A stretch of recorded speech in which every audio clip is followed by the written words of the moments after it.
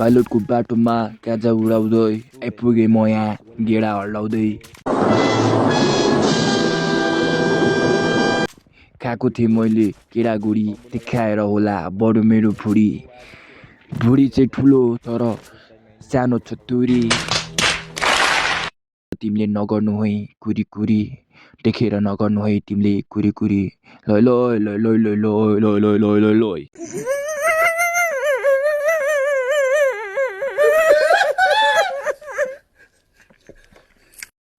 So welcome back to our new video. धेरै पछाडि फेरि नयाँ भिडियोमा स्वागत छ र आज पनि आइसकेको छु फेरि म नयाँ भिडियोमा।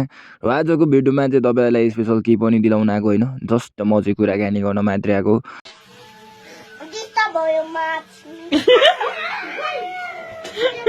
तपाईँहरूलाई कुराकानीमा चाहिँ म के गर्न चाहन्छु भन्दाखेरि सुनाउन चाहन्छु मेरो नयाँ नयाँ गीतहरू होइन। मैले लेख्दैछु नि त गीतहरू, ऱ्याप पनि लेखेको छु, सायरी पनि लेखेको छु है। मैले धेरै कुराहरू लेखेको छु है।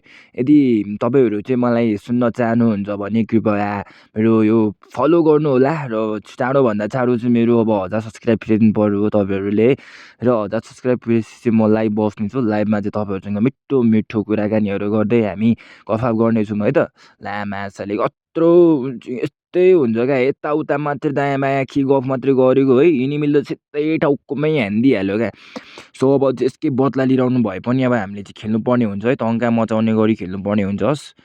सो अब मलाई चाहिँ के भन्छ यो P90 होइन P90 लिनु हुँदैन क्या, बरु त्यसको साटोमा मिनी उजी लिएर के चित्ता चाहिँ अब नोब्रेहरूलाई हान्नुलाई ठुलो गनिनु भनेर मैले चाहिँ सिर्फ मिनी उजी मात्रै लिएँ होइन। अनि म चाहिँ लाग्दियो अब भिड्नु भनेर।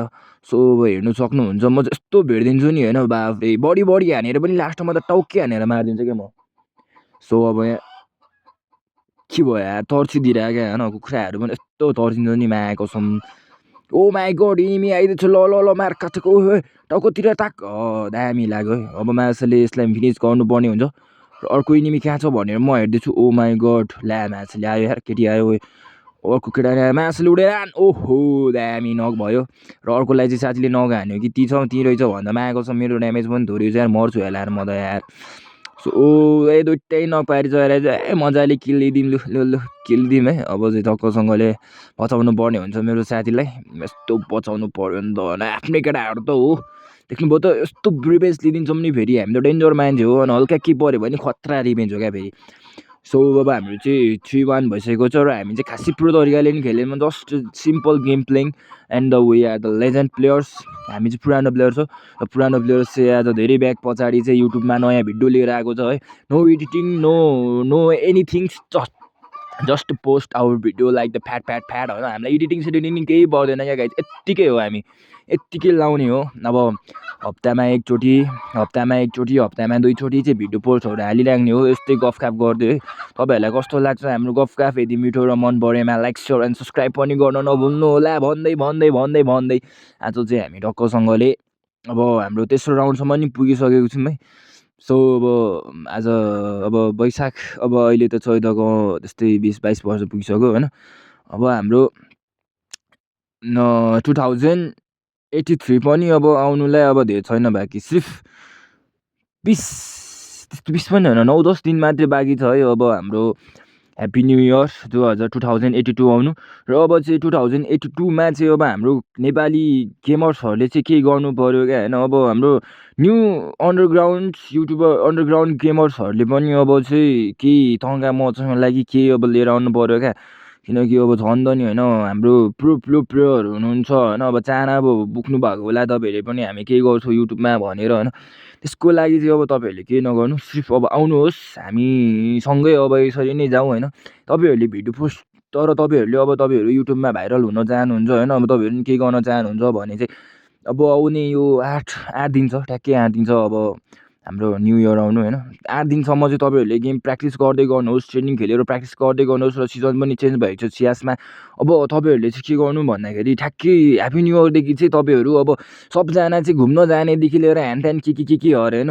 बट अब हामी गेमर्सहरू चाहिँ घुम्न जाने होइन क्या, त्यो दिन पनि खेल्ने हो क्या गेम खेलेर। त्यो दिन चाहिँ सक्दो अझै लाइभ बसेर होइन, लाइभ बस्नुलाई त त्यति धेरै अब सब्सक्राइबरहरू पुगा हुँदैन नि त होइन। सो अब त्यही भएर चाहिँ अब हामी लाइभ चाहिँ अब डाइरेक्ट बस्नु हुँदैन नि त होइन। त्यसैले चाहिँ अब हामी के गर्ने भन्दाखेरि डब्बी गेम खेल्ने होइन अनि टक्क बोल्दै टक्क गेम खेल्ने अब अलि दामी गेम भएको छ भने चाहिँ त्यो गेममा चाहिँ अब टक्कसँगले आफूले खासै एडिटिङ सेडिटिङ केही गर्नु पर्दैन जस्ट गफ गर्ने हो टक्क हालिदिइहाल्ने हो त्यहाँदेखि चाहिँ तिमीले 1 महिनासम्म त्यहाँदेखि चाहिँ तिमीले ठ्याक्कै अब 2082 लागिसके 2083 लागिसकेपछि तिमीले 2084 सम्म चाहिँ गेमिङको भिडियोहरू लगातार तिम्रो च्यानलमा पोस्ट गरिराख्नु पर्यो।